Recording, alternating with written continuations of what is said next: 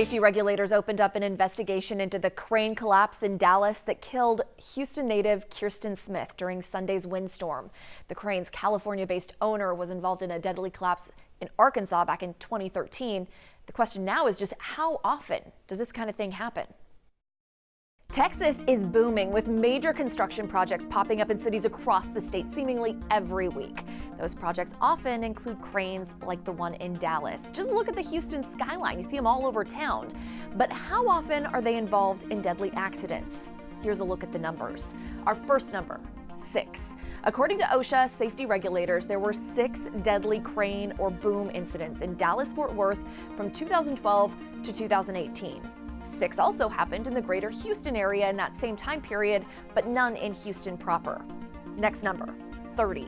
That is the number of deadly crane incidents over the same time period Texas-wide. The Metroplex and Houston area top the list, followed by West Texas, the Beaumont area, and Central Texas.